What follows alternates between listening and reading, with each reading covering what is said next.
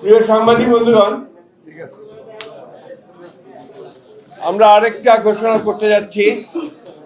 আজকে আমাদের সঙ্গে যারা যুগপৎ আন্দোলন করেছিলেন তাদের সঙ্গে দীর্ঘ আলোচনার পরে আমরা যে সিদ্ধান্তগুলোতে একমত হতে পেরেছি সেই আসনগুলো সম্পর্কে আমি আপনাদের জানাচ্ছি, এবং আমাদের যাদের জন্য আমরা নেতৃবৃন্দ যাদের জন্য আমরা এই আসনগুলো যে সমঝোতা করেছি সেই আসনগুলো সম্পর্কে আমি আপনাদেরকে জানিয়ে দিচ্ছি। আমাদের সিদ্ধান্ত হয়েছে সেই সম্পর্কে আমি জানিয়ে দিচ্ছি। ইতিমধ্যে আপনারা আমাদের যিনি যোগ দিলেন এলডিপি থেকে, ডক্টর রিদওয়ান আহমেদ এলডিপি থেকে যোগ দিলেন, আমার বিএনপিতে যোগ দিয়েছেন। তার জন্য আমরা কুমিল্লা ৭ এই আসনটি আমরা এটা তাকে দেওয়া হচ্ছে। পিরোজপুর ১-এ মোস্তফা জামাল হায়দার, চেয়ারম্যান জাতীয় party. Narail ২ doctor Fariduzzaman Farhad, chairman NPP. Jessore ৫ মুফতি রশিদ বিন ওয়াক্কাস, ইসলামী ঐক্য জোট।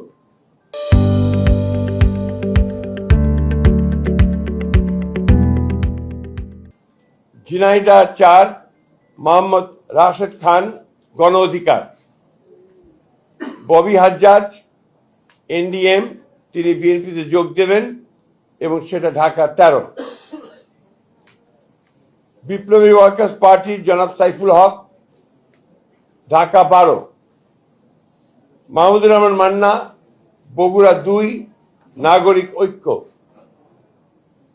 নুরুল হক নূর, গণ অধিকার, পটুয়াখালী ৩। ব্রাহ্মণবাড়িয়া ৬ মোহাম্মদ জুনায়েদ আব্দুর রহিম সাকি, গণসংহতি আন্দোলন। এটা আমরা ঘোষণা করলাম, এরপরেও আলোচনা চলবে। তারপরে যদি আরো কোনো সিদ্ধান্ত হয় সেই সিদ্ধান্ত আবার পরবর্তীতে আমি আপনাদেরকে জানাবো। ধন্যবাদ। দলের বিরুদ্ধে আমাদের সাংগঠনিক ব্যবস্থা নেওয়া হবে।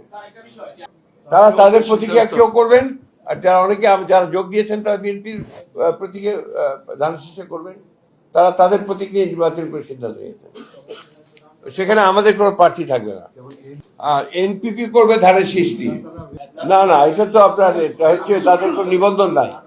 দে ক্যান জয়েন ডু ইট। হ্যাঁ।